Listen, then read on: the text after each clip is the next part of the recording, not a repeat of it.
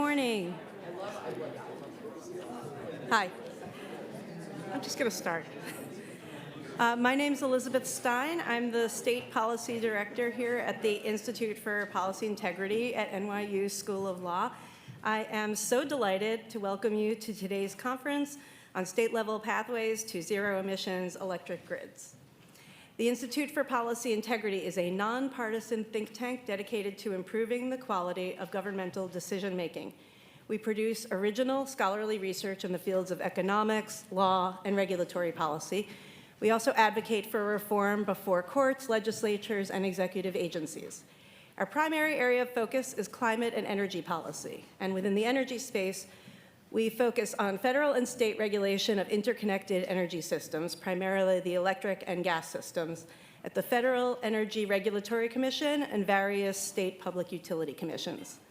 Thank you so much for joining us for today's conference. We are very much looking forward to all of today's sessions and excited to get started. And with that, I'd like to call up Jennifer Danis, Policy Integrity's Federal Energy Policy Director, who will be moderating our first panel. Jennifer Danis and the rest of the panel.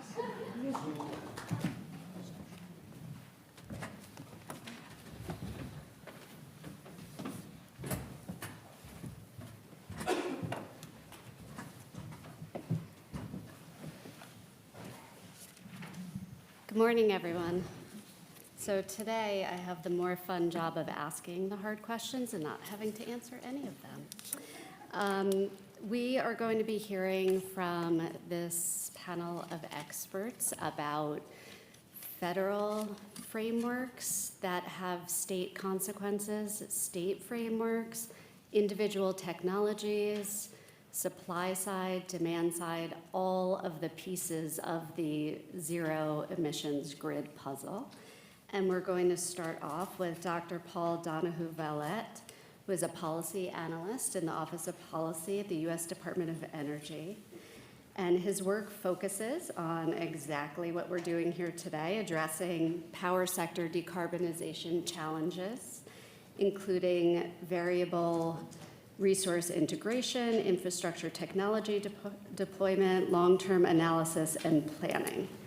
And prior to working in the Office of Policy, Dr. Donohoo-Vallett worked in the Office of Energy Efficiency and the Renewable Energy Strategic Analysis team. So I'm going to turn it over to Dr. Donohoo-Vallett, who's going to give us kind of the broad overarching framework that's going to kind of set the stage for the conversation and some of the hard questions we're going to tackle this morning. Great, thank you. So, rewind the time a little bit. A few years ago, the start of the administration, and they're coming in with this nice goal of 100% clean electricity by 2035. Everyone's excited about that. The question is, how exactly are we going to do that, and what is it going to take? Those are good questions. At the top of my head, it was like, well, I think we're going to have to deploy a lot of stuff. We're going to have to build a lot of things. So how are we going to do that? Exactly how much are we going to have to build?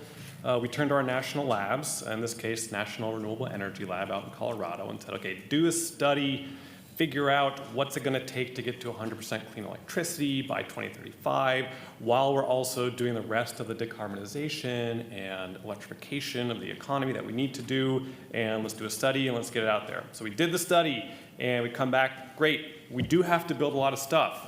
How much? About 1,000 to 2,000 new gigawatts of clean electricity generation and storage. Put that in scale. We currently have a grid that is about 1,000 gigawatts in size, including clean and all the fossil generation and everything. So you've got to like double or triple the size of the grid. So yeah, we do have to build a lot of stuff and all the stuff that connects the stuff. So we got to like double or triple the amount of transmission connection between regions to do all this. So we published that study right in the summer of 2022 when other big legislation was happening, and it was kind of fortuitous, and Inflation Reduction Act passed, and we have bipartisan infrastructure law, and those are all great tools. And then we said, okay, we know how much we need to build, but how exactly are we going to build all this stuff? We have some financial support in these laws, which is great, but it's not all just about the financial support to build these things. So in when was it? Earlier this year, in May of 2023, DOE released a 100% clean electricity action plan. We came up with these 10 actions. These are sort of like generic actions, organizational frameworks to help everyone at the federal level and stakeholder at the state level and local level to get organized about how we're going to build 1,000, 2,000 gigawatts of new clean generation to get to 100% clean electricity. So you can look at this up, your report yourself. This is not like a big national lab report, which is hundreds of pages. It's a short report, it's like 10 pages. I'm going to quickly go through these 10 actions because I think they're a great framework to have this discussion about what needs to be done to get to 100% clean electricity. So quickly, 1, we've got to keep the clean electricity that we have. It's hard to get forwards to new clean electricity if we're retiring existing clean electricity. So where safe and where possible to do so, we should maintain our nuclear fleet and our hydroelectric fleet because that is the largest source of clean electricity today. 2, yes, we do need to rapidly increase the pace of deployment for the existing clean technologies that can be deployed today. So this is the wind, the solar, the batteries. When we looked at the numbers, in 2020, we were deploying about 30 gigawatts a year of wind, solar, and batteries. This year seems like we might get to 50 to 60 gigawatts per year, which is great. That's a huge increase over just a few years. What's needed to get to 100%? We need to get up to 100 gigawatts per year or more. And we need to maintain that pace over the course of a decade or more. So there's still work to do. We're making progress, but that's the scale of the challenge.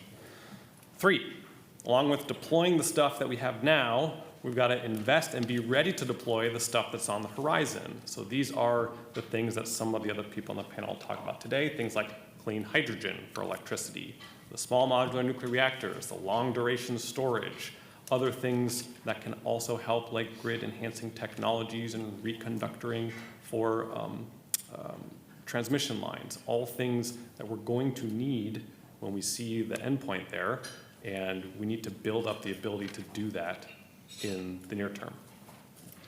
So that's 4. For all this stuff, it's not just the stuff, we also need the stuff to support the stuff. That's the infrastructure. So we mentioned transmission, of course, but there's also other supporting infrastructure, such as we're doing carbon management, then we need carbon dioxide transportation pipelines and places to store that. If we are doing clean hydrogen, we need hydrogen generation, transportation, and storage facilities in order to make that all happen. And then 5, if we are building a lot of stuff at a scale which we haven't really done before, then we have to work extra hard to ensure that the impacts and the benefits of all the stuff that we're building is shared equitably. If we get to 100%, but we've impacted negatively the environmental justice communities, which have already been impacted by our legacy energy infrastructure, we haven't really met all of our objectives. 6, we've got to change how we have electricity markets and how we operate electricity systems to enable 100% clean electricity. The system is going to look different at 100% clean than it does today. We have to make sure that the software and how we procure things and how we run things, both in the year-to-year basis and in the second-to-second basis for operating the grid, can do that. 7, if we're going to build a lot more stuff and a lot smaller stuff that's connected to the grid, we have to make sure that it's secure, that we're safe from any cyber security issues or any other things. That way, when we're building out the grid and we're relying more on it than we are before, that it is as resilient and reliable as we expect it to be. 8, it's not just about building more stuff to generate more electricity. We've also got to make sure we continue to invest in energy efficiency on the demand side and demand flexibility and other benefits and resources that we can get from flexible demand. I think another one of our panelists today is going to talk more about this. 9, if we're going to build all this stuff, then we need to make sure we have a secure supply chain to build it so we can make sure that when we expect things to be ready, they are ready and there will be no disruptions. We think about things today like, yes, we can build a lot of solar panels. The majority of the solar panels are coming from China. We do need to expand our grid, but we are having challenges right now because we can't get the large transformers that we need to build out the system. And there's years-long delay to wait for them. So if we are going to build out at a really rapid pace, we've got to be able to make sure the supply chain is there and that it's secure.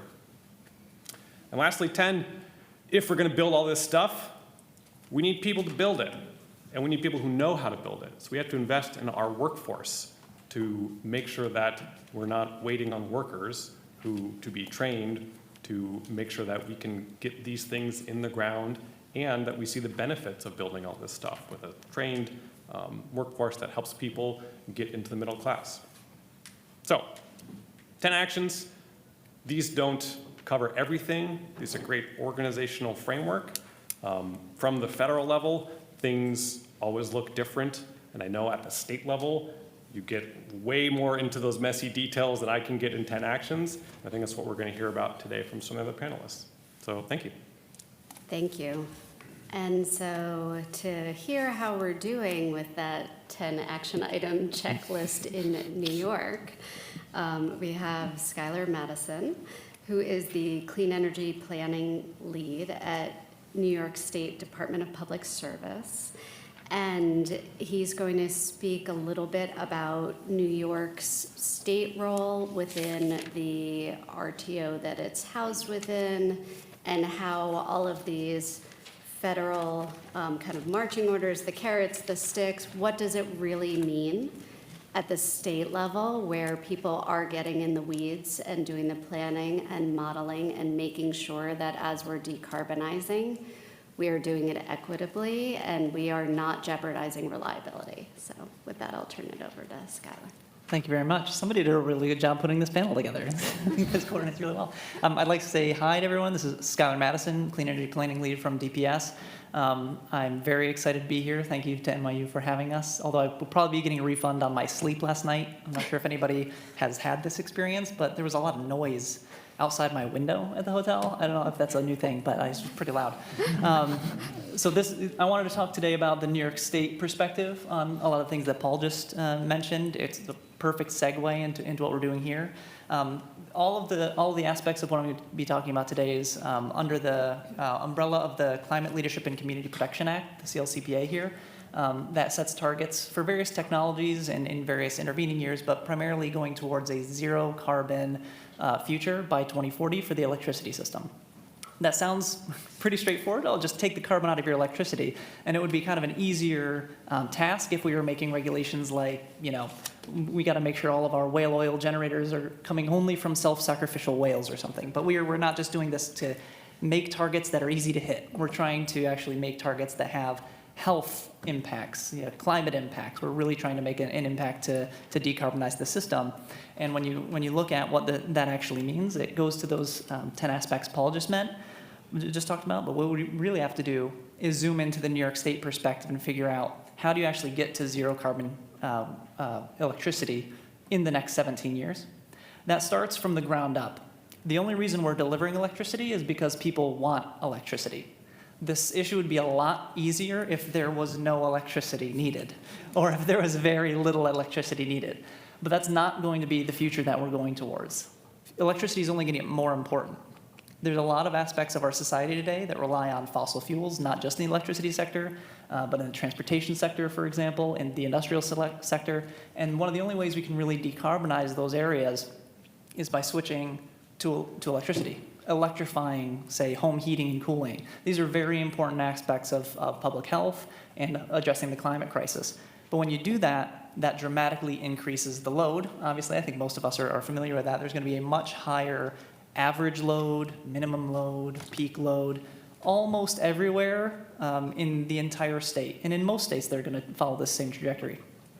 What that means is that it gets a lot more difficult to meet all of those electricity needs with traditional variable renewable energy resources. When you look at the renewables that we have in the state, we're fortunate to have a large land area where we can connect wind and solar resources. We even have a large area off the southern coast where we can actually do offshore wind. So we're not Iowa, fortunately. We actually have some offshore wind we could tap into. But that creates a second problem, like Paul said, about getting that power to where it needs to go. It's not just about being able to build enough. It's about getting to connect those resources to the load where the load actually is. And that's one of the main things that I'm working on in my current role. I'm leading a process called the Coordinated Grid Planning Process. We're trying to do the modeling that actually looks at where do we think we have resource potential, what do we think those cost, what's the load going to be at a very granular level all across the state, and what is the optimal mix of resources that can meet that load in all the intervening years. And once we have that built up, what does that mean about the electrical infrastructure that we need to build to make sure that future can happen?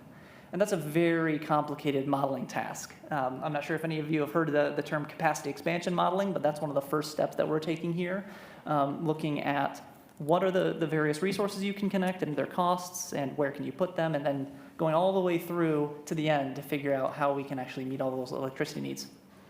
A very important input to all of this modeling that a lot of people don't think about when they're trying to figure out, how many renewables do we need to meet this load shape? The peak demand that we need in New York State might be X gigawatts. Well, we have more than that in solar potential in New York State. We're done. That's not how electricity planning works. That's not how the operations of the grid works. And we are in a very complicated system of regulation here in New York State from an electricity perspective. Some people like to come up to me and say that we're lucky in New York State because we have a single state ISO. The New York ISO is contained within the NICA, the New York Control Area. Just one state, just one ISO, one Public Service Commission, should be easy, right? But the regulation is still kind of bifurcated, you could say. We have this state regulation that controls the electric utilities, but then we have the New York ISO planning and the New York ISO transmission and market tariffs that are subject to FERC tariffs. So that disconnect leads to a little bit of coordination required between those entities, and that's one of the big aspects of my job right now is making sure we're all trying to coordinate on those aspects. But what that comes down to is some of the regulations that will be under here with regard to grid reliability come from FERC. They come from the Northeast Power Coordinating Council. Those are two entities that we are directly related to in New York State in our electricity system. And one of the key regulations there is the loss of load probability regulation. We cannot have more than one outage every 10 years. That's a statistical phrase. It's not actually literally one outage. I know most of us here have lost power more than once in the last 10 years, but that's talking about a major grid outage. And that requirement actually comes right down to the probability modeling that you do to set up the grid of the future. That becomes an extremely important binding constraint very, very soon when you're doing this type of modeling. And so it's not just about picking a peak demand that you think you might have or picking a load shape over the course of the year you think you might have and then trying to just layer on the perfect amount of wind and solar and then walking away because you've done it. The issue is you have these statistical bounds around that load shape. You also have those bounds around what the generation profile is with wind and solar. Yes, there are actually some cloudy days in New York, especially if you're in upstate New York. I lived in Rochester for 5 years, so we had a lot of cloudy days up there. So you have all this weather that can actually impact your generation profiles. And now what happens if we are switching to new resources, especially electric heating and cooling, that may have new load profiles, new curves that we don't see today, that create new electricity resource constraints, say in winter evenings or winter overnights, where there is literally zero solar. And we might have a poor weather day that has low wind output. You need to be able to plan for those things legally and from a regulatory requirement. That is a binding constraint. That is not something that you can just do away with and say, oh, that'll just be a bad day. That'll just be a day where New York doesn't have heating and cooling. So when we look at building those constraints into our modeling forecast, what that results in is a pretty big gap in terms of megawatts for a relatively short amount of time, dozens of hours to a few days. But that's a big deal. Whenever you think of an outage that might last 2 days or 3 days, that is a major situation in pretty much anywhere you could find yourself. So what that results in is the need for additional resources, even beyond short duration storage. And that's one of the biggest issues that we're coming into, and I think that was number 3 or 4 in Paul's talk. We have to be able to advance new technologies as well that make good use of off-peak renewable electricity, make sure that can fill that gap. There's some great information in the Climate Action Council appendices about what that gap could look like. It might be as much as 10, 20 gigawatts over 2 or 3 days. but that's a really significant amount of capacity you need to have interconnected to the grid. And so when we're looking at those aspects, you really have to identify what is that gap, 10 gigawatts for 3 days, something like that. What are the technologies that can meet that gap? And then what do you need to do to enable those technologies so they're ready to go by, say, 2035, 2040, to make sure we can actually hit that target of literally delivering 100% of our energy demand in zero carbon electricity. And that's my job, and I'm happy to answer questions about that as we move forward. Thank you. So there were a lot of kind of supply side, grid side, how do we deliver this? And Dr. Sanem Sergici next is a principal in the Brattle group who focuses on doing all of this really complicated modeling that Schuyler is talking about, how to get the price signals right, how to affect consumer behavior, how to, as we're electrifying everything and we're roughly going to be doubling the amount of load on the grid, what can we do to shrink our energy footprint overall through demand side technologies, resources, efficiencies, and how do those get brought on board and integrated into the grid? So I think you have slides. Great, that yes. so we'll invite her to the podium. Do I control the slides? Perfect. Great. Oops, let me just not break the microphone. It's a pleasure to be here and talk about the customer action pathway for decarbonization. So like Jen mentioned, when we think about decarbonization, we typically think about supply-side solutions to it. Oftentimes, we either gloss over customers' role in this decarbonization transition, or we just de-emphasize it, and it's not intentional in some cases because there's still a lot to be done on decarbonizing the supply side, as Paul mentioned. But so let's just first think about the past decade. So much has changed over the past decade. In terms of technologies, Internet of Things, and electricity customers have also evolved quite a bit over that time frame. So they were ratepayers for the longest time who only cared about electricity when they turned on their electricity switch and it didn't work, and then they would start calling the utility. But now they're taking a more active interest in energy matters. They're investing in rooftop solars and heat pumps and electric vehicles. And with those technologies, there comes a lot of opportunities for managing the constraints and needs of the grid, and especially on the way to decarbonization. So I'm just going to talk about how to harness the power of customers to accelerate the path to decarbonization today. So like I mentioned, we've been talking about how to green the grid most heavily, but let's also really focus on what can be achieved through customer-directed actions. And in order to inform this question, we undertook a study a couple of years ago sponsored by Oracle, and we looked at, if we look at this nationally, if you look at all the NERC regions, if you look at all the customers in these, utilities across the country, if we can figure out, if we pursue an achievable but ambitious path to harness the customer power in enabling these technologies and load flexibility and energy efficiency, what is the impact on decarbonization? So we've done this really extensive modeling, and we quantify the extent of total aggregate impact of these ambitious but achievable adoption of new greenhouse gas emission technologies, and we compared it to what can be achieved through just greening the grid. And again, I don't want anyone to think that I'm saying let's just stop the effort on greening the grid. What I'm saying is that while we green the grid, we should also focus on these customer side actions to increase the yield of making the supply side cleaner. So just gonna give you some stats here. So since 2005, we were able to reduce energy-related greenhouse gas emissions by 878 millimetric tons. So remember this number. So this is our progress since 2005. And then in our study here, to make it more traceable, we only focused on two sectors, residential and light-duty vehicle sectors for transportation. And because those sectors account for 40% of US energy-related greenhouse gas emissions, and we looked at, okay, what can we do in these two sectors to enable customer action so that we can reduce greenhouse gas emissions. So I'm going to call this customer action pathway. And like I said, we're tackling only 40% of the whole pie in the modeling effort that we have here. And then in this customer action pathway, we have emission sources. These are all residential electricity demand, light-duty vehicle transportation, and residential space heating and water heating.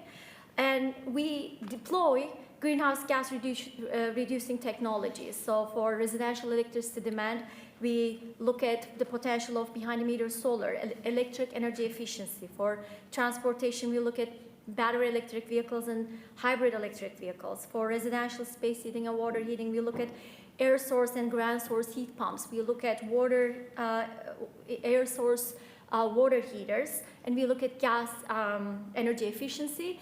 And when you look at all these transformations, there are certain emissions you reduce because you're reducing the use of fossil fuels, but at the same time, you're increasing grid emissions. So we're taking all these things into account and figure out, okay, what's the impact we can achieve through these demand-side solutions. And so this is the money slide. This is just really highlighting what's the opportunity that we might be missing. So let me explain to you what's going on here. So this is a chart that shows greenhouse gas emissions trajectory between 2021 and 2040. So what we're saying here is that if we only pursue the supply side greening, freezing all of the customer action pathway things as of today, that we will be able to achieve 284 million metric tons of reduction under the existing policies that we have today. But if we do all these ambitious but achievable customer side solutions and pathways, we are able to achieve yet another 534 million metric tons of emissions reductions. That's essentially tripling the impact that we could get from doing all these things together and reducing the emissions impact. So this is huge. You're increasing the yield that you get from the cleaner grid by 2x. And what is 534 million metric tons is? It is the same as retiring 135 coal plants as of 2040. So I think that the point is very clear that if you're going to tackle this very big problem, which is how to decarbonize the grid and how to do it in a timely manner and how to do it cost effectively, so we definitely need to double down on the customer action pathway. And a lot of utilities are starting to innovate on this subject. The federal tax credits are helping a lot. Regulators are enabling these kinds of things, but it's really time to really figure out what the barriers are to not achieve all these customer action side solutions, and so that we can really drive towards this future where we're greening the grid, but we're not really breaking the bank, because as Paul mentioned, there's a big affordability problem. Every state regulatory commission that I know of is the number one item in their list, like how to make this transition more affordable. And you may have seen that some of my Brattle colleagues recently issued a study on virtual power plants, and they found that it's possible to save 15 to 25 billion dollars nationally in terms of avoided capacity if we are pursuing all the virtual power plant solutions. And virtual power plant is essentially what I've been talking about here. It's a compilation of all these smart thermostats and BTM controls and batteries and all that. So if you do that, we're going to have a lot of cost savings, so that that 100 gigawatts deployment pattern that Paul talked about, maybe we can afford to do less than that if we enable these kinds of solutions. So with that, let me stop here, and I'm sure we'll talk more about this. Thanks, Sanem. Okay, so now we're going to hear from Veronique Oomen, who is the Deputy Director of Distributed Energy Resources at New Jersey BPU. And I guess she will not tell Schuyler how lucky he is to be in NISO and not PJM, but she will talk about what's going on in New Jersey. Thanks, Jen. So I'm actually going to talk a little bit more about where we are and what is happening on the ground in New Jersey. And it's not all bad news, as some of you may think after the last week. So let's focus on the positive here. And one of the nice things about this is that whenever I update the slide deck, I get to change the number, especially the first number. The 4.5 gigawatts, that was 4.4 a couple of months ago, it was 4 last year. So we are seeing this growth in renewables deployment. Not a lot of wind yet, and unfortunately that's going to take a little bit longer, but we are committed to staying on track for wind deployment in New Jersey. We generate about 7% of electricity, mostly through solar renewable resources in New Jersey right now. So what's happening right now, we are in the middle of a third offshore wind solicitation with the target of 1,200 to 4,000 megawatts capacity. So this could be big, and as most of you know, there are new lease areas that have just recently been coming online. This is the first solicitation for New Jersey that those lease areas could participate. So there's a lot of exciting dynamic going on. Those should come online around 2030. That's the current estimate.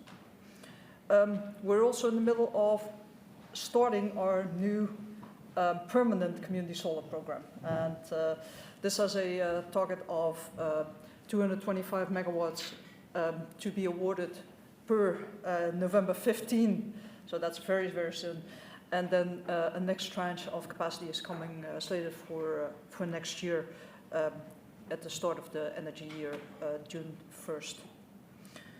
And then another iteration of our competitive solar procurement, where we aim to procure 300 megawatts of solar.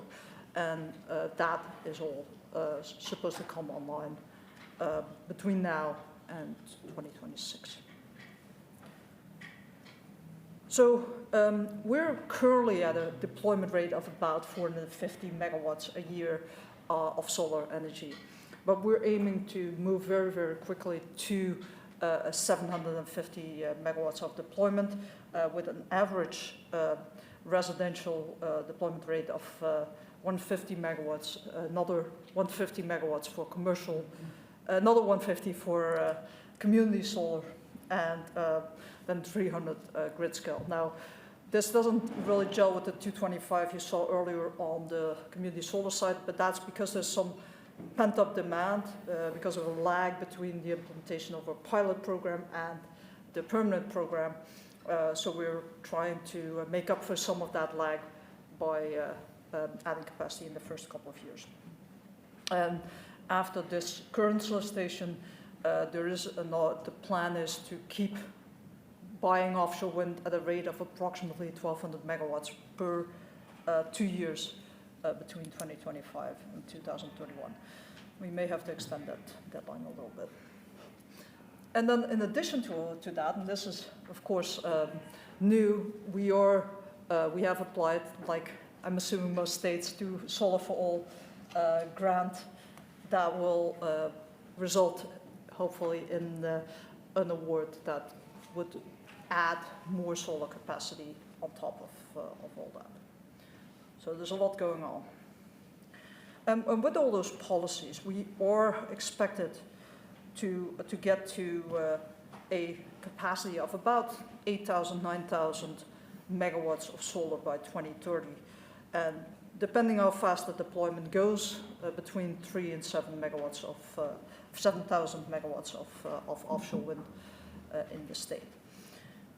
In 2040, those numbers are even more advanced, approximately double that, so 16,000 megawatts of solar and 11,000 megawatts of offshore wind. Now, these are based on the 2020 EMP Energy Master Plan, and we are actually planning to do another iteration of the Energy Master Planning in the coming year, so this could change.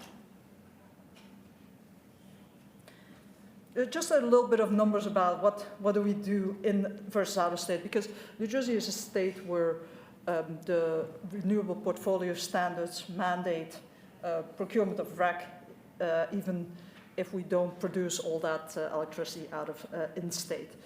And so far, we're actually creeping up on our RPS goals, so the deployment is outpacing the growth in RPS, fortunately, but we're only procuring about a quarter of our in-state, of our renewable needs in-state.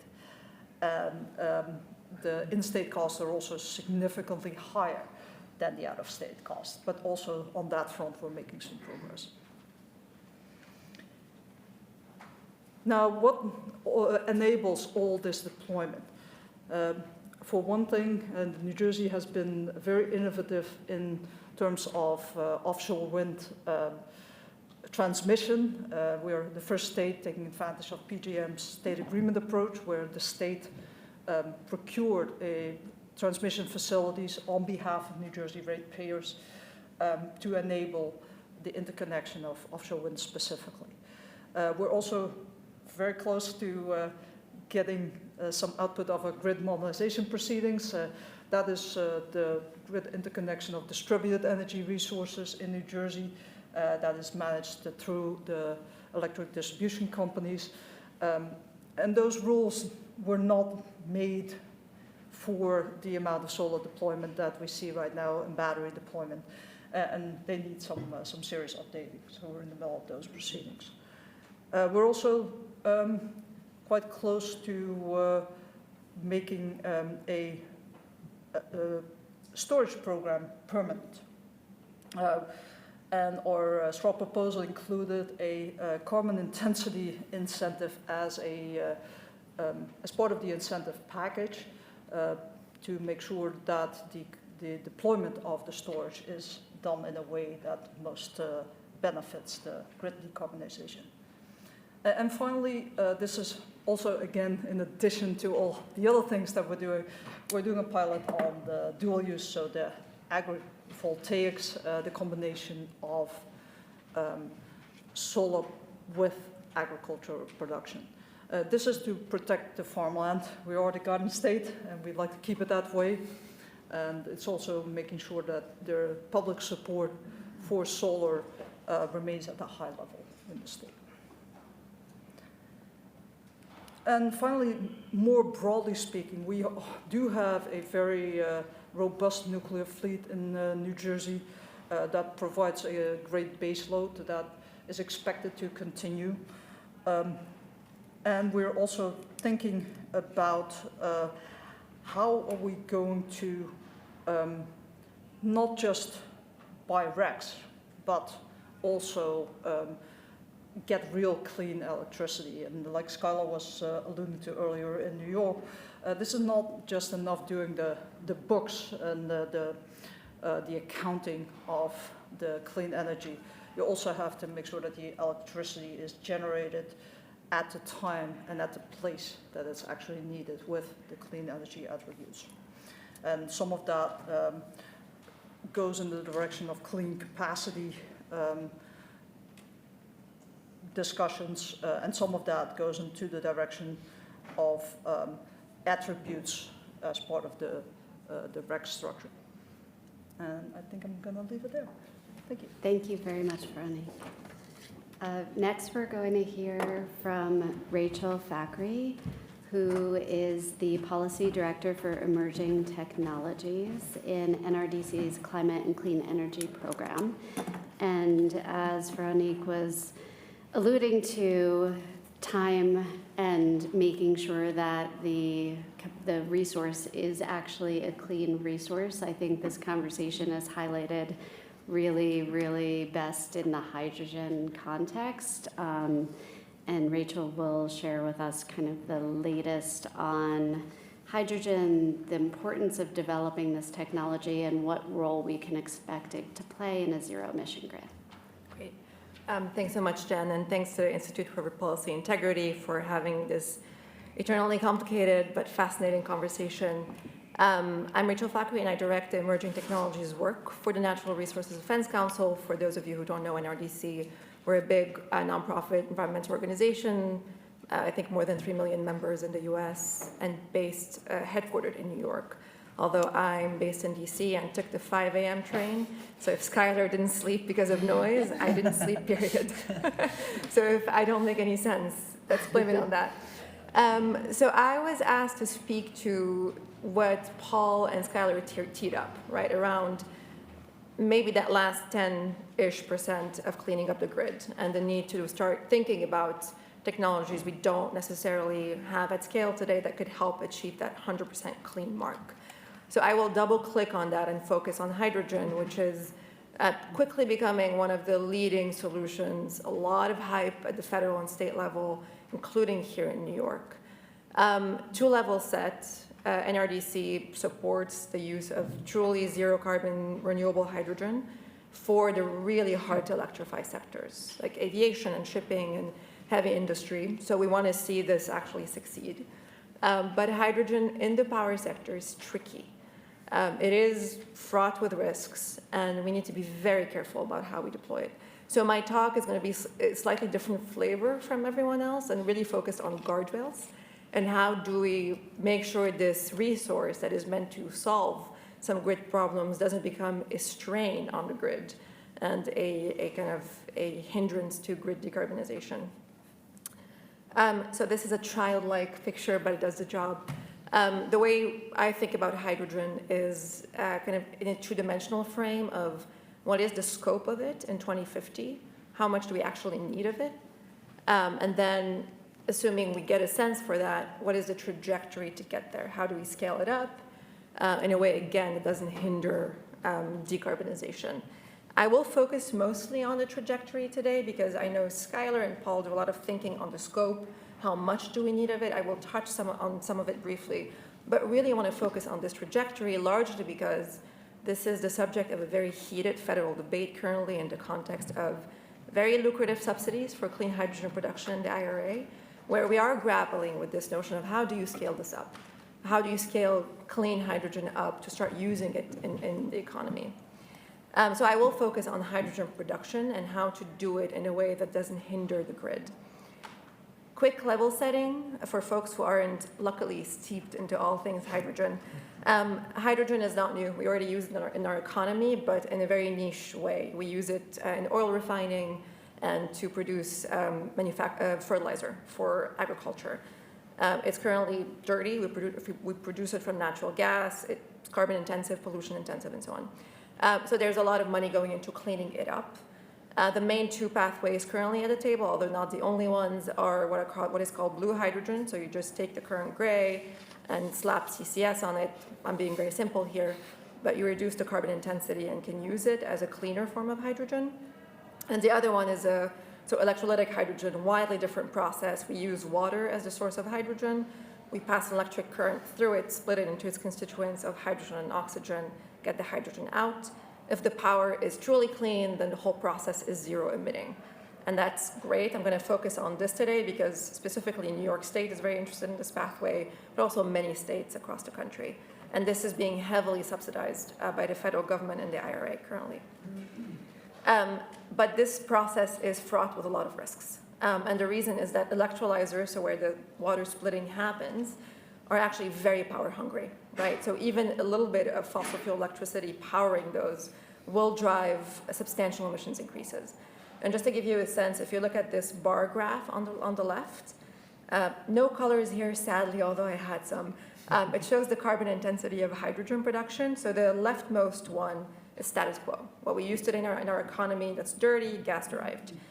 The next two bars are 2x and 4x worse in terms of emissions. Those are electrolytic hydrogen powered by today's average US grid or coal power, right? So this means that just by virtue of switching to electrolysis doesn't mean it's clean, and that it could actually be far worse than status quo if it's powered by dirty electricity. The right-hand side shows a study by Evolved Energy Research that was done earlier this year, evaluating the impacts of hydrogen production on the grid. Absent any rules around when, how, and where there's sort of kind of hydrogen production sources to power, and found a substantial increase in coal and gas power driven by hydrogen production on the grid. I tried kind of encircling the gray and black that show fossil fuel generation increasing substantially as a response of hydrogen production. Again, if it's not subject to guardrails and rules around when, how, and where they use their power. We talk about emissions all the time, but electricity price increases are a real risk as well. It's not the perfect analog, but crypto mining does offer a powerful parallel here. Like hydrogen, crypto mining is pretty power intensive. Of course, upstate New York has experienced some utility bill increases and rate increases, price increases because of crypto miners. We can expect something similar with hydrogen production, if not managed. And in fact, as of recent, a contingent of consumer advocate groups signed on to a letter to the administration urging the administration to set up rules to manage hydrogen production on the grid to avoid the same kind of price increases that crypto mining has driven. Great, so what are these rules that will prevent or at least minimize those negative impacts? Those are playing out in the context of the implementation of the IRA tax credit again. You may have heard of them. They're now the infamous or famed 3 pillars, essentially, of how to manage hydrogen demand on the grid. And those are new clean supply, hourly matching, and deliverability. And I'll double click on each quickly. But I think writ large here, it goes back to, I think, the excellent segue that Veronique ended up on, which is how do we make sure that hydrogen isn't just clean by attribution, just by procuring ineffective RECs, and is actually clean and not driving negative consequences on the grid. Wow. Okay, I'll be very fast. New clean supply, easy. As Paul said, the first thing to a clean grid, you want to preserve your existing clean on the grid, right? So you want hydrogen to be powered by new clean supply that's not currently powering our grid because we don't want to divert that power from the grid. 2, hourly matching. We want hydrogen production to be produced, or hydrogen to be produced during hours where there is actually clean energy on the grid. We don't want hydrogen to be produced at night, claiming solar power via ineffective solar RECs, because there's a lot of studies, including an MIT study, finding that electrolyzer operations will drive a lot of emissions, a lot of consumer price impacts that are not easily or cannot be outweighed by over-procuring, say, solar power during the day. And then finally, there has to be some proximity between when the hydrogen is being produced and where that clean energy that's supposedly powering it are, so that there can be a transmission bottleneck between these two. Great. So very quickly, I actually have only a slide or two. Trajectory is, somewhat, we have a sense of how to do this without increasing emissions. But what is the final scope of that? How much hydrogen do we actually need in the power sector? I will be brief because I'm sure Schuyler is kind of breathing and living this very issue. But worth kind of remembering that hydrogen is very inefficient in the power sector. We're using electricity to produce it, then burning it for electricity, right? Common sense, we don't want to do a lot of that. These are rough numbers, but ballpark is correct that it's as inefficient as a gas peaker, which we essentially retain just for hours where we actually need it. So writ large, we want to minimize how much hydrogen we actually need in our power sector. So a sensible 2-pronged frame here is let's maximize, right, the efficient use of electricity via these solutions that are tried and true: efficiency, demand response, or flexibility rather, renewables, and so on, and keep assessing often that reliability gap, right? How much do we actually need of these emerging technologies, and retain a pretty broad scope of what can actually meet it. Great. With that, thanks so much. Thanks, Rachel. So there are index cards on every table, and folks will be coming around to collect questions. And while that's happening, I will kind of kick us off with a question that none of us really have a tidy answer to, which is how can we've heard today, and I think especially Rachel's presentation highlights this, there are so many different pieces to the puzzle to make sure we're getting this right. States have RPS goals, they might have clean energy standards, they might have general greenhouse gas goals.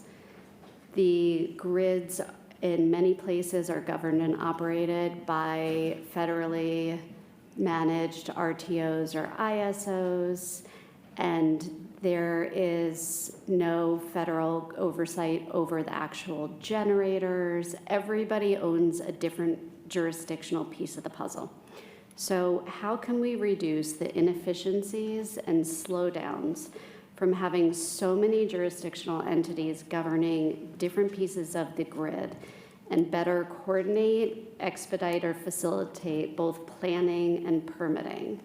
And another way to kind of articulate this is what are the unique challenges or advantages from being either nested within an RTO ISO structure from a state perspective or being outside in one of the jurisdictions where there's not deregulation, there's vertical integration, there's no RTO. So there's, and I think what you're hearing embedded in this question is every state is differently positioned. Every state, the regulatory boundaries, the jurisdictional boundaries are different. So how does a state make sure that it's planning and that the ultimate result and outcome of the plan and the choices it's making are going to accelerate? How do we address this question? I'll just kind of put it out to the panel. I'm going to jump in. Thanks. Yeah, so just to set the stage, here in New York, we have a single state ISO, a single state control area, a single state public service commission, and a single state program administrator. So that's really straightforward to decarbonize the whole system, right? That's part of my comments earlier is that that's actually not how that necessarily plays out. You know, there's still a lot of coordination needed. Right now we have legislative rules that are then interpreted through, say, you know, a part of the Public Service Commission that then approve programs through our energy authority, NYSERDA, who then contracts with developers to, you know, purchase sites, you know, go through interconnection processes, who need to get permits from like local municipalities. They might need to purchase land from landowners. Then they have to go to the New York ISO to get an interconnection study done in the local utility to do that work. Get that study from a FERC tariff, and then come back and hopefully, eventually, get built and generate that clean electricity. It's a very complicated process that takes a lot of time, and a lot of it is still out of the developer's hands, out of the state's hands, and that's kind of led to a lot of heartburn on the part of the developers. One of the driving forces between going to things like RECs, things like index RECs to support that management of all of those, you know, moving pieces in the market and in the interconnection process. But what this really comes down to is making sure all those different entities are part of the planning process together. It is state law that we are moving towards this future, so we need to use every avenue we can to make sure everybody's part of this process. I'll point to one of the processes that we just kicked off in August, which is the coordinated grid planning process that I'll be leading. We have the ISO, the utilities, and the regulator and NYSERDA part of that planning. We're all coming up with those assumptions and doing that modeling work together. And we also importantly have what's called the EPAC, the Energy Planning Policy Advisory Council, that is coordinating with all stakeholders to get the best available information and try to plan what those priorities are into the actual modeling process to make sure we're all coordinated. That doesn't necessarily solve the problem, because all this is going to do is give us information. But hopefully if everybody's has responsibility for the creation of that information, they'll have a lot more responsibility for that result, and we'll all be able to see those issues that arise at the end and be able to solve those issues together. One of which is the interconnection issue. I think Paul mentioned this earlier, and I think this has been a key here. that we might have, for example, in New York State, a 40-ish gigawatt transmission system with roughly 39 to 40 gigawatts of existing interconnected capacity. Most of the modeling that we've done so far shows that going to somewhere around 100 to 120 gigawatts between now and 2040. That is an unbelievable amount of new generation to interconnect, and I'm not even sure the current interconnection processes through the NISO are set up for that quantity of resources on an annual basis today. There's a lot of change happening now that's going in that direction, but just to give some numbers, over the last 3 or 4 class years, which is the interconnection process that the NISO runs, we went from having 5 projects trying to interconnect in all of New York State to 17 to 100. And then if you look at the current interconnection queue today, planning ahead to the next class year, there's over 300 new resources with interconnection requests that add up to over 70 gigawatts. And we don't know how many of those are going to sign up to actually take the next study. But this is an exponential increase in interest, in development, and our current grid cannot support that. The future grid that's going to need to be built out, the interconnection studies, like that's going to need to be solved, and we have to make sure that the tariffs to actually enable that interconnection, but also importantly, the tariffs that govern the markets and the operation that those resources will be operating in once they're built are actually compatible with a fully decarbonized, high installed capacity system. Yeah, I'm just going to add to that on the interconnection side, there's actually really 2 things that need to happen. The first one is proactive planning. And what that means is that we need to look at the system of the future and see how that's going to look like. And there's going to be different versions of that system, but they may have certain transmission, distribution, longer range transmission things in common that could result in projects of no regrets that can be done proactively. So both at the distribution level, transmission level, and interstate or even inter-ISO transmission level, those are the things that should be done, and there are steps being taken in that regard. On the other side is that we need to take more advantage of new technology, even with the existing grid, in terms of dynamic interconnection, more strategic management of interconnection with perhaps some curtailment, but if you look at ERCOT, that's the region where the most renewables get interconnected right now. So we need to look at the rules and make sure that those facilitate the interconnection process. But I also want to talk a little bit about the permitting process, because this is where we do shoot ourselves in the foot, honestly. And particularly the environmental community has had to make a really big pivot, or is still really in the middle of this big pivot from don't build anything, anywhere, anytime, to we got to build all this stuff. And this is a big pivot, and it's much easier to say no in the current structure than it is to say yes. And we have to make sure that we coordinate at the right levels, that we do take into account considerations of equity, but also streamline those processes so that we don't get bogged down in years and years of permitting morass, and also jeopardize the very implementation that we critically need. I got one thing to say, and I will apologize in advance that I promise not to just spend all of my remarks touting different federal programs, but I am going to tout a federal program here, because you talked about bringing people to the table to plan.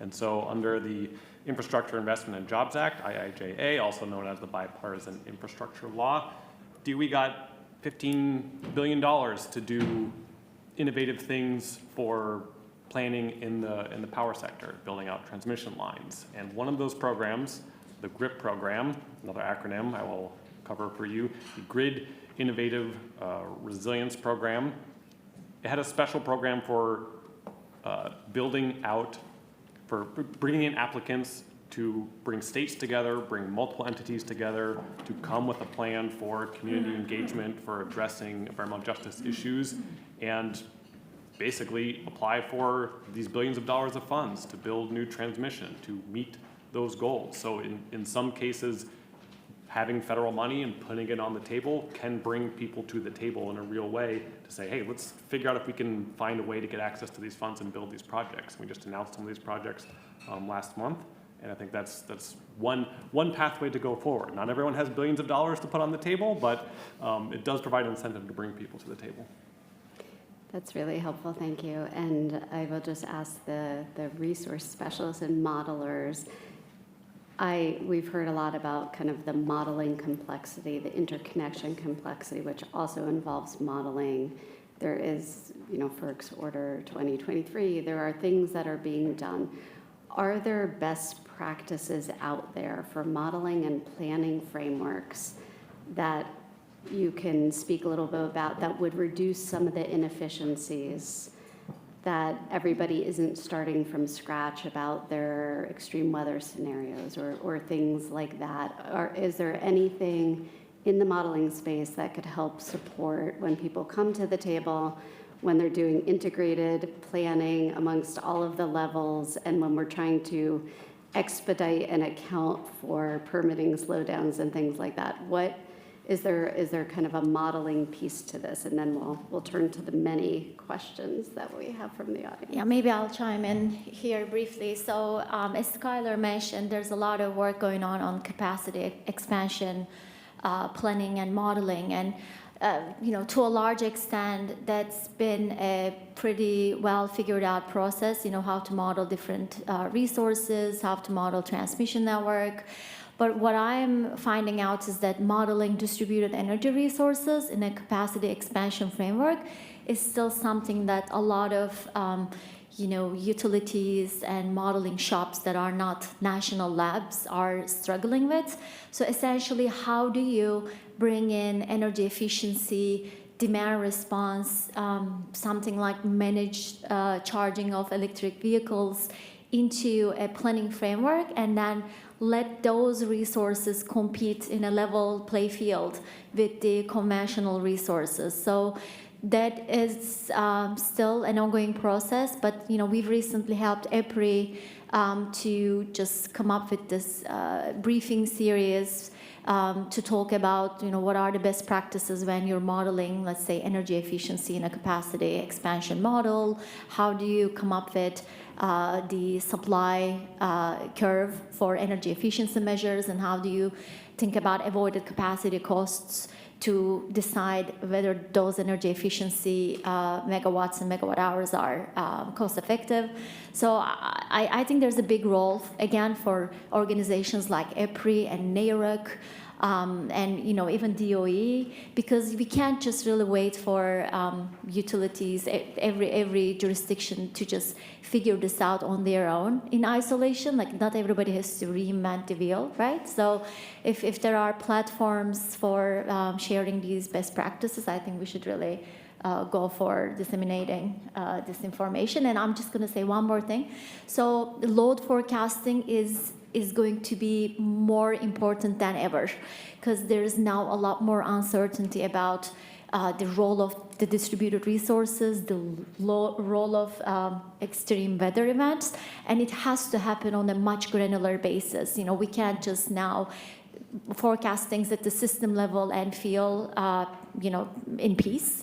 We have to be modeling things at the substation level to be able to identify where the issues are at the grid, because we can't just let transformers to explode or not let people buy EVs because there's not enough capacity to support their charging. Yeah, if I just have time to say one thing on this, and I have a lot to say on this, so find me online after this or something.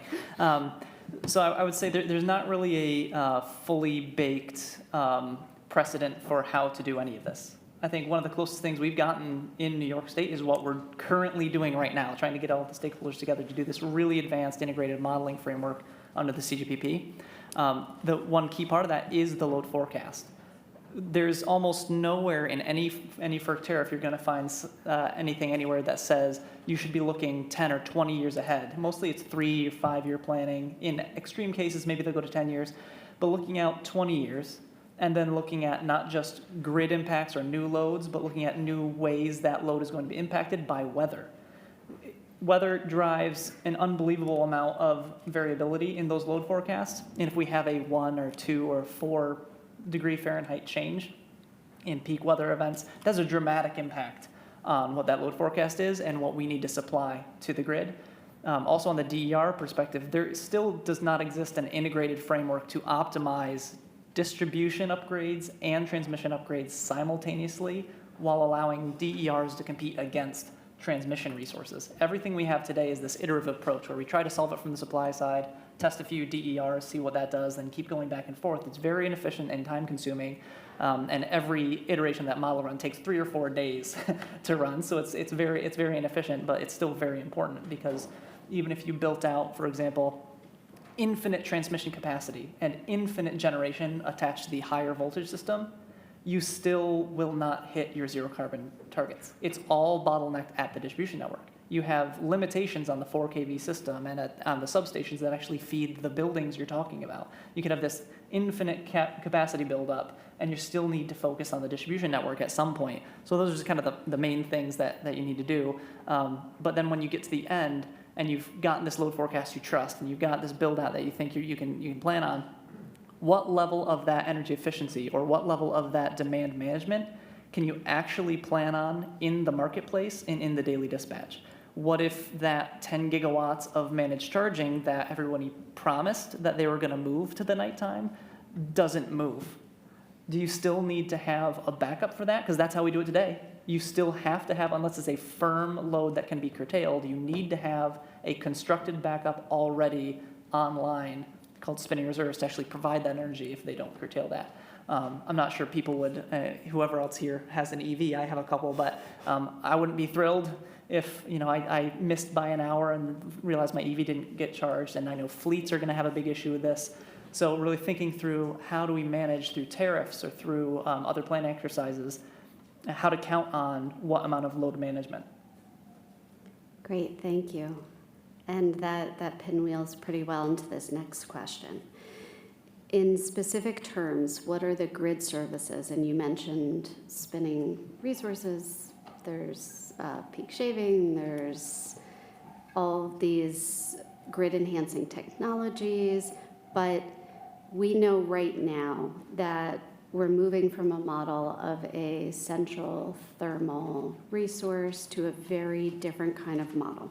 So what specifically are the grid services that renewables alone might struggle to provide, and what new technologies are best suited to make up the difference?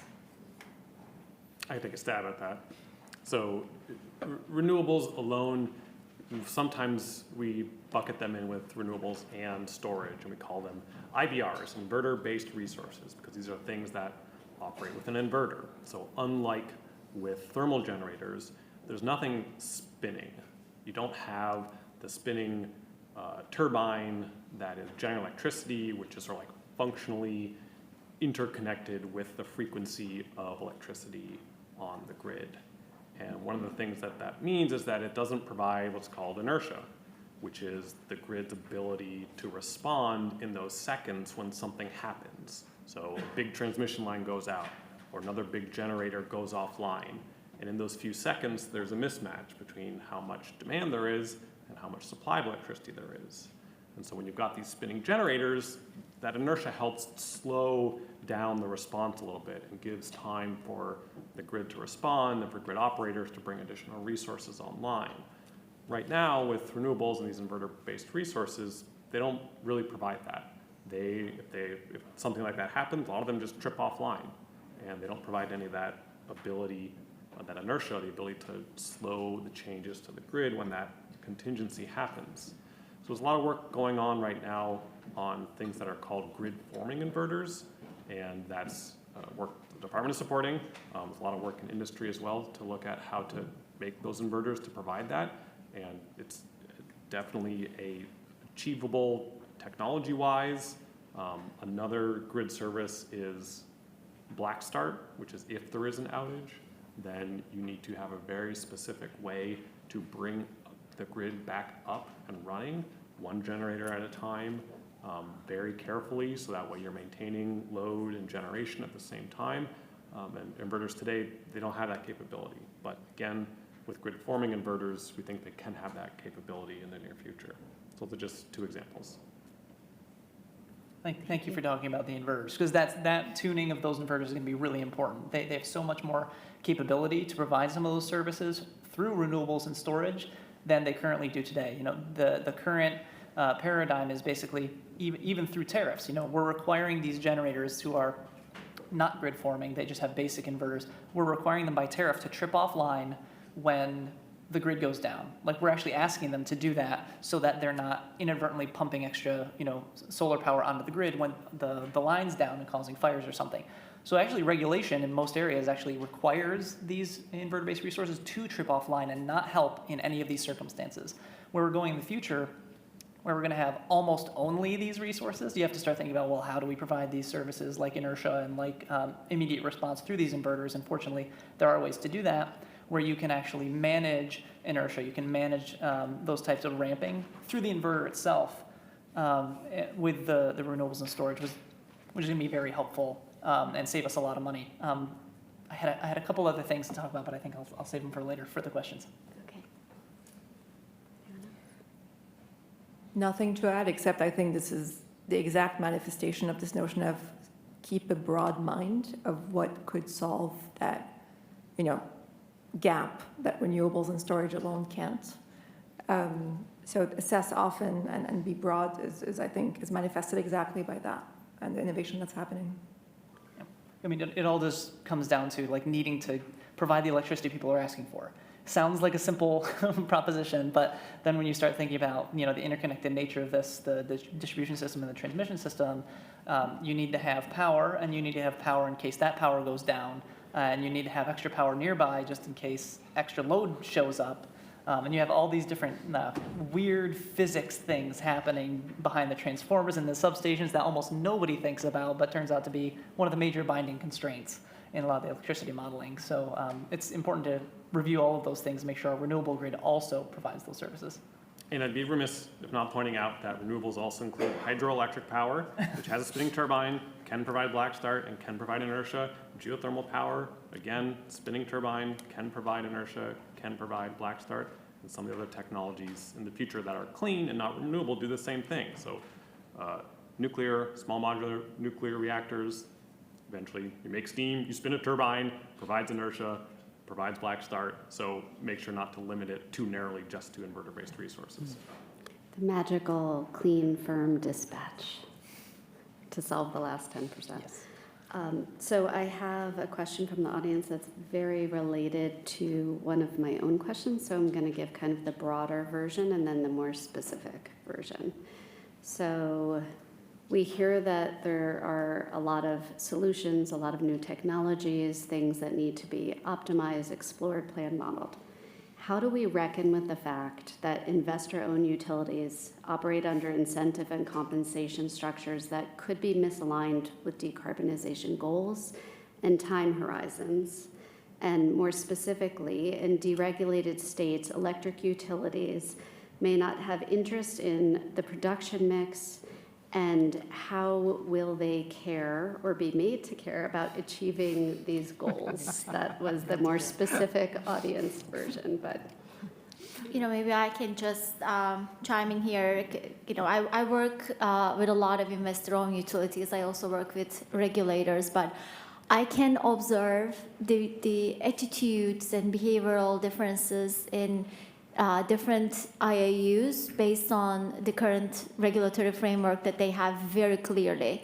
You know, there's an objective function for each of these companies, and you know, even though they may have decarbonization goals and targets, that they also have responsibilities to their investors.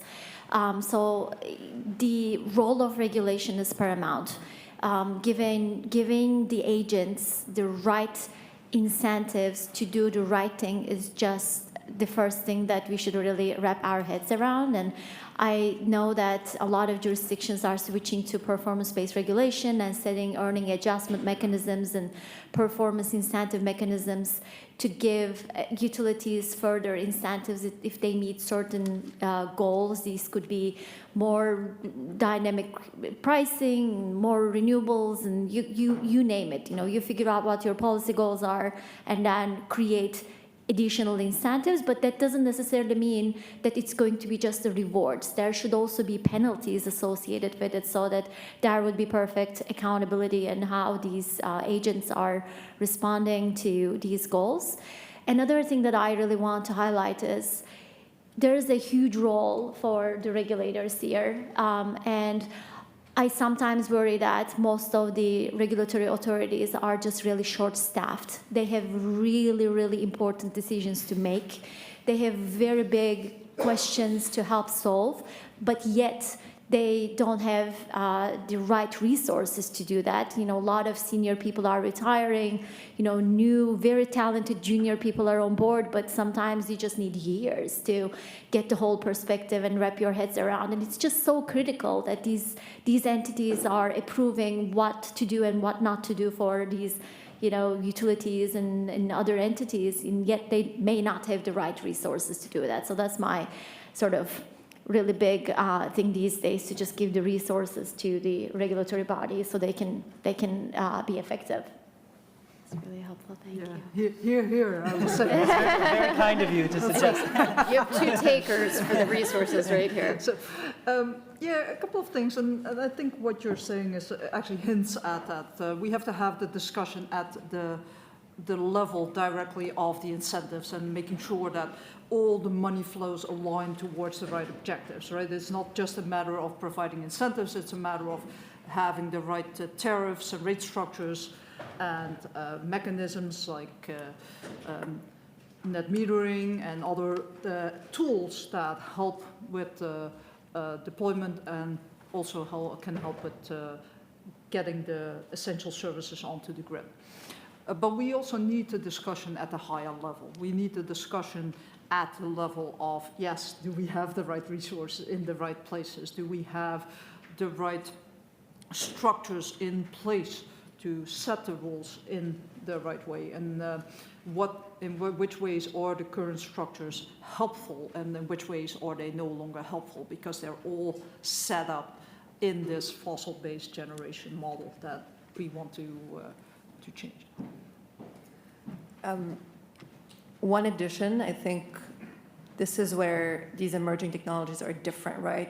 We're talking about how to incentivize more of the things we want. For emerging technologies like hydrogen, it's going to be how do we guard against bad investments altogether? Because that fossil model, hydrogen can help perpetuate that, right? You just burn it in turbine, similar to how you do gas. Again, oversimplifying, but writ large, that's it.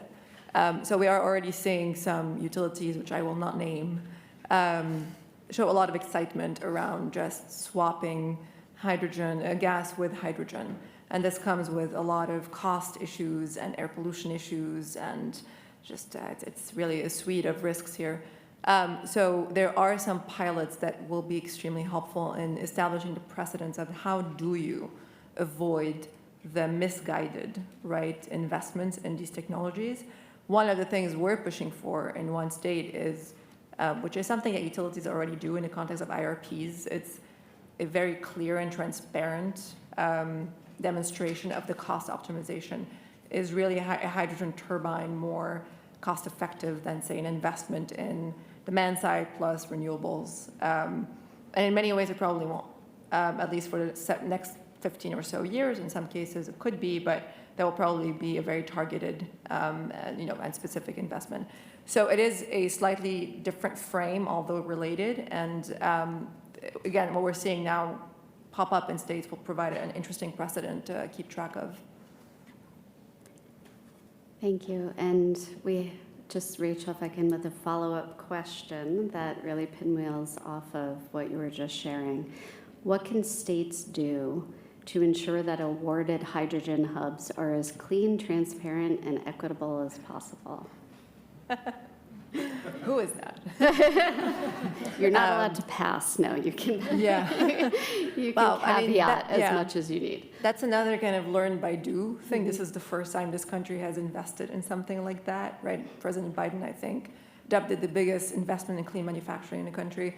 So I think there's a lot of precedent being set now. And I know New York was snubbed in the hydrogen hub process, but we'll table that for now. Again, this will all evolve over time, right? But there are some guiding principles that we and many folks in the industry, but also in the environmental sort of sphere, in environmental justice, are pushing for principles along the value chain of hydrogen. One is what I discussed today, is how do you make sure production is just not clean by name and is actually clean, right? It's not creating negative and harmful effects on the grid in terms of fossil generation and so on. So that's a big one, is these principles around production. And a lot of states and hubs will be relying on electrolytic hydrogen production, so this is important. Then the piece about end uses. We didn't talk about it today, but that's, I mean, to some extent, the power sector. But hydrogen is versatile, could be used all over cars, buildings, right? Power sector, industry. Doesn't mean that we have to use it everywhere. Doesn't mean it's the right solution for all these, right? We may have far better solutions like direct electrification. So how do we target hydrogen where it's actually needed? So the end use is going to be key. I think DOE articulated some interesting end uses they're focused on across the 7 hubs, but the devil will be in the details over the next 18 months of projects actually materializing that are focused on these hard to electrify sectors where hydrogen has the best value. And then finally, something, Paul, it's not personal, but DOE has not been great at transparency throughout this process. And I do think that it is partly because this is new, right? Again, DOE has not done this level of large-scale deployment. So transparency and information sharing is direly needed to be stepped up because it's been extremely difficult for civil society and even some industry players to weigh in on any of that. So now that we have these 7 hubs selected, not yet fully awarded, it will be critical for DOE, for the hub selectees to engage in far more information sharing without compromising confidential business information and far better community engagement. That has been a really big issue, the lack of community engagement. And that has driven a lot of mistrust in this program, which is unfortunate because there's so much benefit that could come out of it. So moving forward, DOE has some interesting criteria around community benefits agreements and so on, but far stepped up community engagement and transparency is going to be key. Easy. Just two quick things to add about just hydrogen planning in general. She just touched on making sure you know what you're going to use it for. That's going to be absolutely essential. Depending on which ones you're trying to, which end users you're trying to meet, that dramatically changes the entire supply chain for hydrogen production. When we're talking about electricity, you'll hear lots of people talk about this last 10%, this last 15%, this last 5%. That's roughly true in terms of an installed capacity. Maybe we need the last 10% of megawatts, like 10 or 20 megawatts. But what we've seen from a lot of the modeling coming out of the New York ISO and the Climate Action Council scoping plan is that 10 or 20% does not actually translate to the amount of energy that's producing, which is what's most important for hydrogen. Like how much hydrogen do you need to produce kilowatt hours? What we're seeing in our modeling is somewhere around 0.5% of energy use needs to come from hydrogen, not 10 or 20%. This is like a very small amount. So we don't necessarily want to focus too large, look too big. This might be expensive, it might be very difficult. So we want to find those targeted, very beneficial end uses and figure out how to meet that. And then the other thing is electrolytic hydrogen, grid impacts, et cetera. Right now, if you want to install one, for all of you who are going to go buy some megawatt scale electrolyzers this afternoon, right now when you buy one, you have to go by the site and figure out how to interconnect it. You are going to need to submit a load letter to the utility or to the New York ISO, depending on the voltage of the line that you're interconnecting to. That's going to be a very expensive process to figure out. They're doing studies to figure out how much energy can you pull from the grid in your location. If it is the megawatt for your 1 megawatt electrolyzer, they say, you're good to go, pay us $1 million, we'll give you the transformer, and then you can interconnect and start using it. If you're on the transmission system, that means you could just pull that full megawatt every second of every day, all the time, even at peak. because your load, now you're unmanaged. The ISO doesn't care about you. You just load, we plan to load. It's all about supply side. And I think that's one of the main points that Rachel's been making today is that's kind of a terrible situation. If we just allow completely unmanaged generation of hydrogen, that could be a really damaging grid impact. We do this for storage already. There are already demand charges for storage. It's the same thing as hydrogen. You pull the electricity off peak, you put it on peak, and we have these completely on-peak, off-peak electricity charges that just like tax you like crazy if you ever try to charge on peak. We might need to start considering how we're going to manage these hydrogen electrolyzer impacts through these types of rate structures, demand charges, those types of things that actually follow peak demand, or at least have maybe some market-based bid structures so we can say to them, this is a really bad time, but if you have to, you can pay us double or something like that. It's just we're gonna have to manage that. Thank you. So, And go I'll ahead. speak to the hydrogen hubs as well.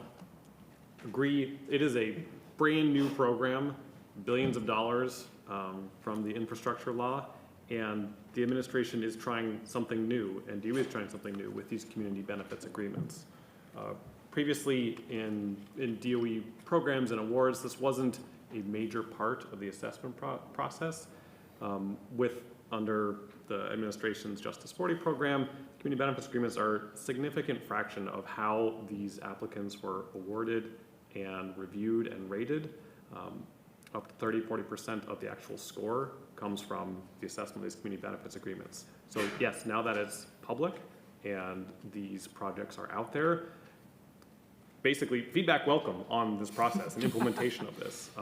This is a learning together, so that engagement of everyone on this will be important to make sure that it is successful for everyone. Great. So this is a audience question. I feel like I should give Paul the first crack at this one. Oh. What can states and New York and New Jersey, who have already taken big strides in decarbonization, if there is kind of one legislative change or one regulatory change that would be helpful looking forward related to transmission or siting or grid enhancing technologies, data and modeling transparency, what one state lever would you pull that you think would be the most useful at accelerating the transition? I don't know why you're asking me, not the state people here. But the analogy I'll go to is thinking about not the transmission, but the siting of all of the stuff and all the generators. And being serious about tying together the points that were made earlier about permitting and siting. It's a really challenging problem. And it's not something that we're going to solve at the federal level. It's not something we can do like that. We live in a society where all parts of government and society need to be involved in this process. How to make sure we're building the things that we need, that the communities are bought in, that the impacts and benefits are shared equitably is a very big challenge. But I think that means more coordination. There's no silver bullet type of legislative fix that I think will actually work here, except that it will need to be probably unique to each jurisdiction, state, area as to what they can decide in terms of who has control over permitting, who's got veto power over that permitting, what does the timeline look like, how do we all agree to something that is equitable in that process. So it's a major challenge. I don't have the solutions, but I'm interested to hear what the state people have to say. And I was kind of hoping to just go down the row, and I asked you first because this is where you get to say the states have a lot of work to do too. Anticipating some of the responses that my left of me colleagues will give, I'm going to say pricing, better pricing. So pricing of electricity has been an absolute problem for many, many years, but it's going to be even a bigger problem if you don't get the pricing right. What I mean by that is, in certain places there is no time varying pricing at all. So that means that, companies are producing and in consuming electricity without regards to what does it do to the grid, both at the system level as well as at the local level. And those problems are even going to be even more exacerbated when we have more electrification across the grid. So that really worries me that, we are pushing the electrification for all the good reasons, but at the same time, we have all these challenges associated with, building transmission lines, interconnecting renewable resources. So now, if we can't get that piece right, well, we've electrified heating, we've electrified transportation. If the grid fails, what's going to happen? So I think while there are all kinds of things that we need to figure out, I think at the core of it, there is a problem with really old practices in rate making and not giving customers the right price signals to make the right investment decisions to minimize the resource cost for the system as a whole. Just again, one example is net metering, right? So if you let customers just to get those incentives without regards to when they're producing that electricity, then you are incentivizing rooftop PVs, but you're disincentivizing behind-the-meter storage because they're already using the grid as storage. Why would they go and buy a storage system, right? And then you need those storage systems so that each one of those units in customers' homes could be dispatched in the event of a grid emergency. So it's just one specific example of how we are not doing the pricing right. And every state should come up with their roadmap of where they are today with respect to pricing and where do they need to go to make those prices more efficient so that more economically efficient price signals could be conveyed across the energy cost system. Awesome, thank you. If you had asked me this before the August commission session in New York, I would have said, we need this long-term planning process that finally just gets everybody together and says, where do we think this grid is going? What do we think we need to do about it? And, plan out all together, what do we think that final electricity system is going to look like so we can upfront very early on in this process. You have 17 years now to get this right through this iterative process and figure out what we need to invest in. We're doing that, which is like thrilling to be a part of that. That's very exciting. I think everybody should feel really good that New York has taken that step. But as part of that process, there's so many inputs that go into that. We have to assume what load forecasts we're looking at, what pricing we're looking at, what is the transmission system, what does the NISO look like in those futures. And that's kind of a stressful situation. There's a lot of places that can go.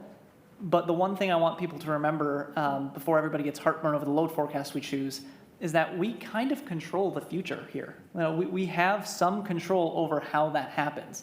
We have the ability to set rates and tariffs that do enable the type of load management or EV managed charging, those types of things. We have the ability to control that through pricing, through tariffs, so that even if we're really aggressive in our initial assumptions that can't necessarily happen today and we want them to happen in 2040, we can actually take steps to make that happen. So I feel really good about that process. So I think the new answer is probably to work with our colleagues at the New York ISO to make sure we are set up from a tariff perspective, from a markets perspective, and an operations perspective to be able to operate and create the system of the future.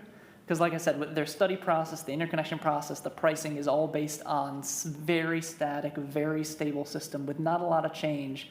And we're doing nothing but change for the next 17 years. There's going to be a huge wave of new resources and new investments that's going to need to be managed there. And just to put it in perspective, when you look at New York State under the standard interconnection process that the Public Service Commission has had a lot of authority over and has spent a ton of time revamping that sub 5 megawatt interconnection process, we now have, and you can check this specific number on the New York Sun website, we have 4,500 megawatts of solar operational in the state, below 5 megawatts. We have 30 interconnected at the NISO.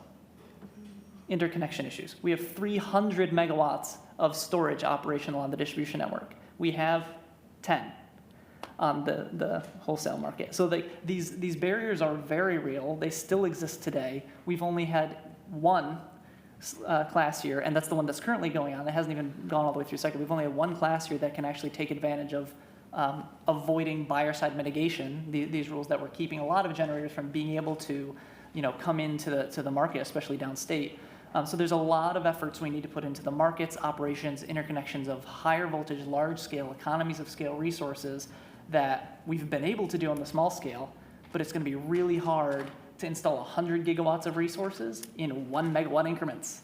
That is not going to be easy, and it's not going to be efficient. We're going to need these larger scale resources, and that means fixing some things at the ISO. I would say yes to all of the above. I especially agree with Sanem on the need for better rates and tariffs to drive the right type of behavior. I'm also going to say that we need mechanisms to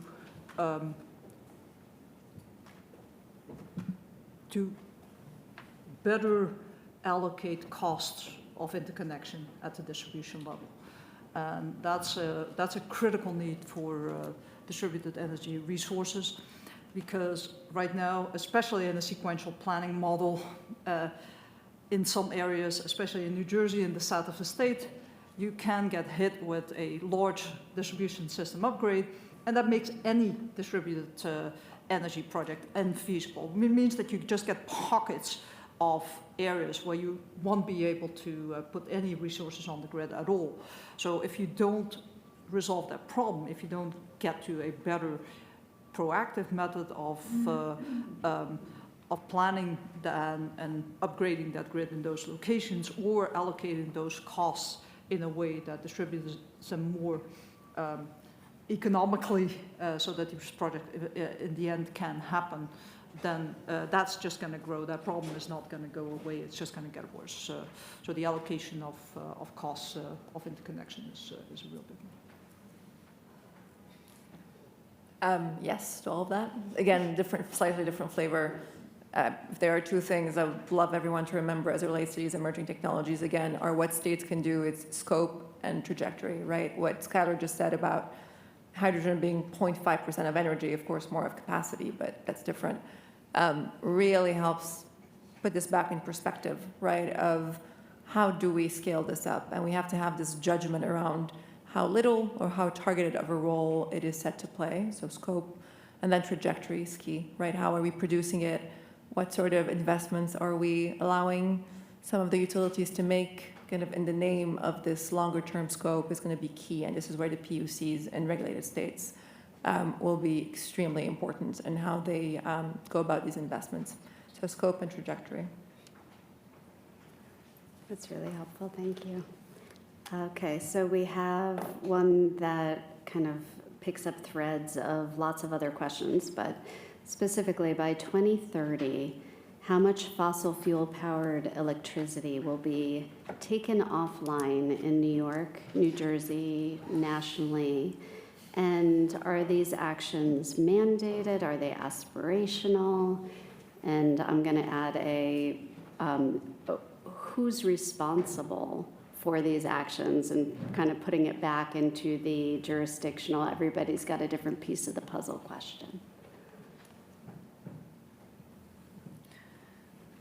I'll start. We have no more coal in New Jersey. That was the last plant that that closed last year. Now, of course, New Jersey is a PJM state, meaning that the other resources are all subject to the market forces within PJM.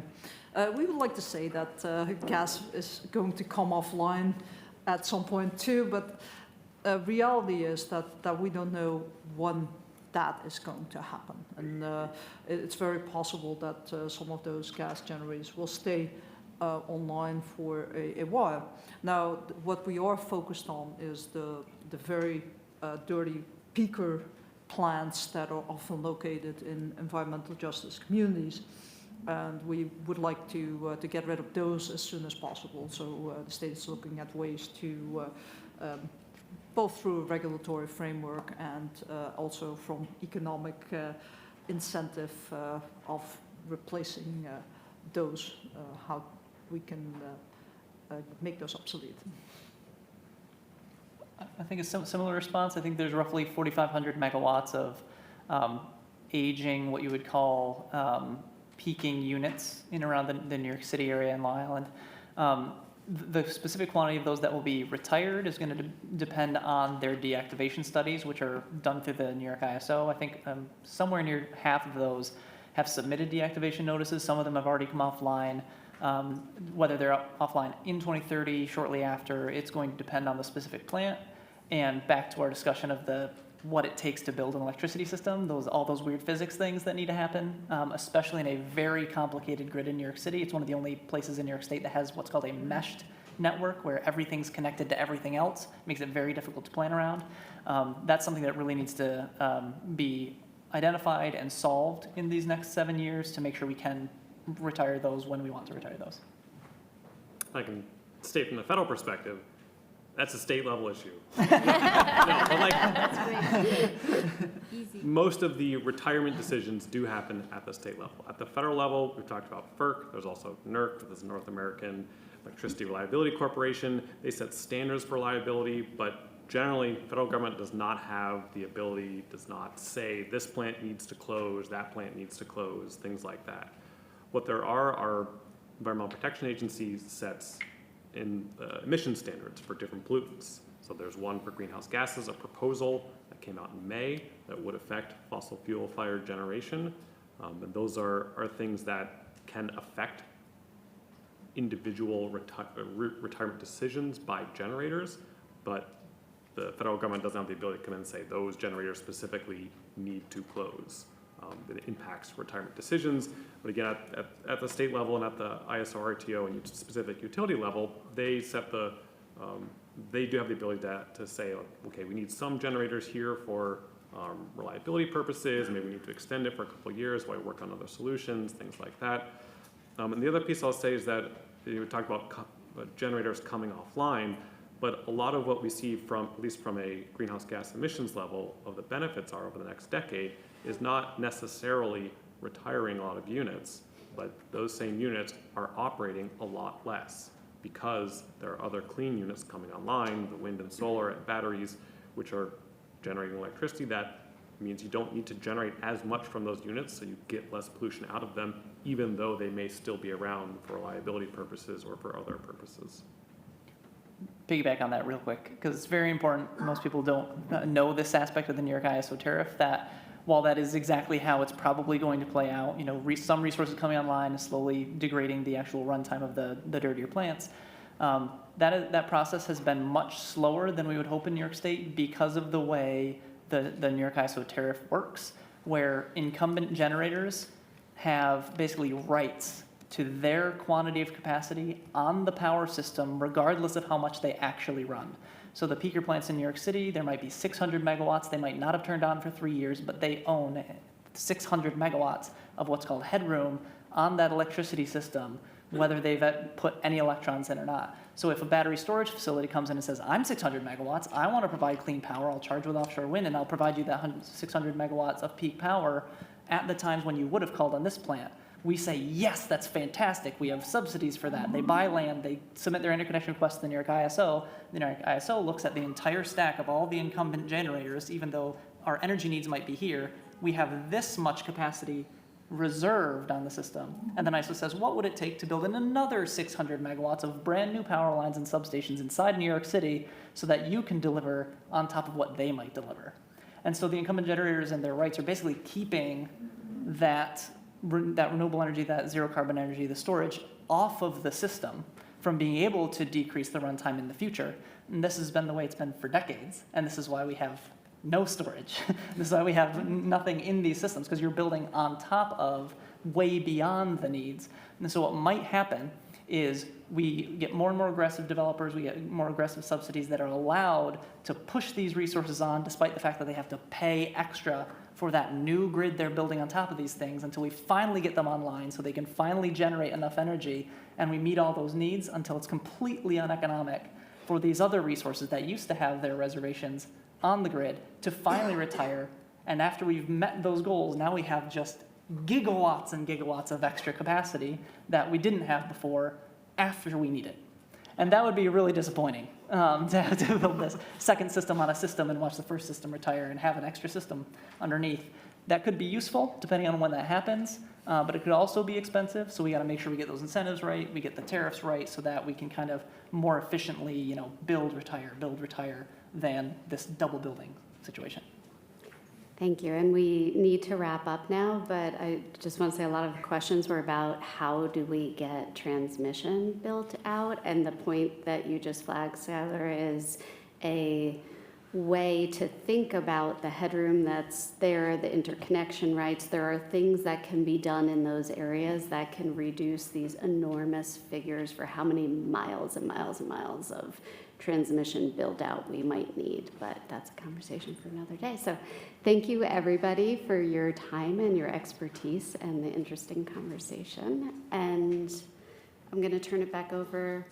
Oh, okay, so everybody's gonna get lunch and then we'll hear from Veronique.